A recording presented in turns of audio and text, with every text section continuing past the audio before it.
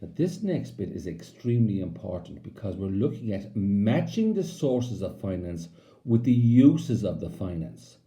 So, for example, short term finance should be used to finance day to day expenditure.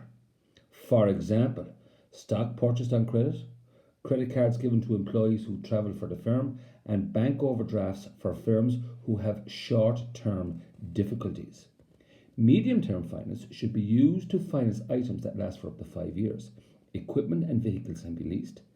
Assets can be purchased through hire purchase, and households can use a personal loan to buy a car. Long term sources of finance should be used to purchase assets that will last a long time. For example, expansion through share capital and retained profits, premises purchased through long term loans, government grants help businesses in certain areas, and households will use a mortgage to buy property. Now, that is extremely important and you should know it. Now, here's another question. Now, this has never come up.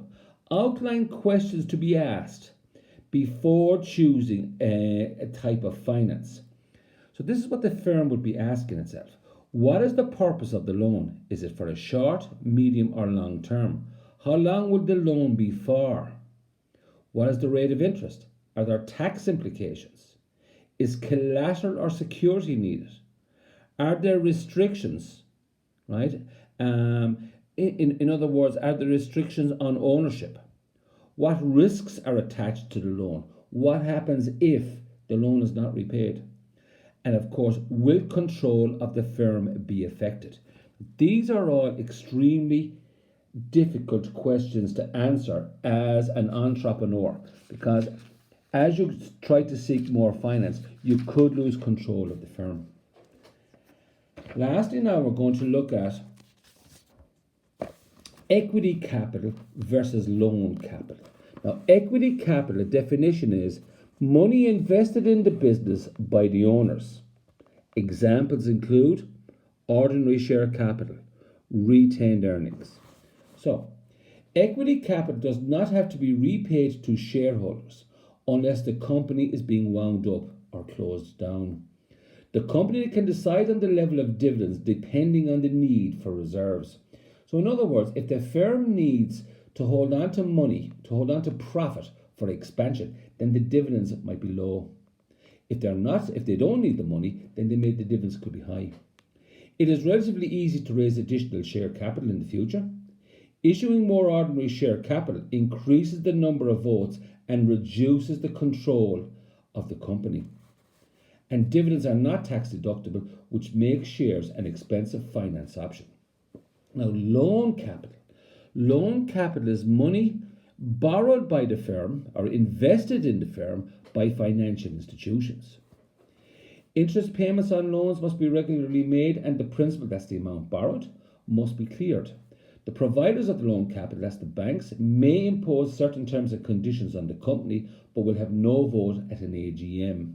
The company will have to provide collateral or security in return for the loan. In the case of a fixed interest loan like a debenture, the bank will have the power to appoint a receiver in the event of a default of the repayment. A receiver can then run the company, sell it, or close it down. Interest payments can be adjusted to suit the cash flow of the business, and interest payments are tax deductible for businesses only. Now, lastly then, in terms of short questions, a check. A definition of a check. This is an instruction by the bank, this is an instruction to the bank by a current account holder to deduct the sum of money written on the check out of the account and to pay to the person named on the check. Standing order. The current account holder instructs the bank to take the same amount of money out of the account every period and to pay it into the account named. That means, for example, Sky TV or rent. Direct debit, very, very, very popular now. The current account holder instructs the banks to take whatever sum it is told to by a person named and to pay it into their account every period. It might be Electric Ireland, Phone, eFlow. PayPath. This is a system where an employee's net wages are paid directly into a bank account by the employer. ATM. Automated teller machines allow the account holder to withdraw sums of money from their bank account using the machine in the wall of the bank. And lastly, debit cards. This is where the bank automatically takes the money from your account and deposits it in the shop's account to pay for an item purchased. Now, this often happens with the supermarkets where they take a debit card when you've gone to the till, the money comes out of your account and goes straight into the supermarket's accounts. That is the end of sources of finance.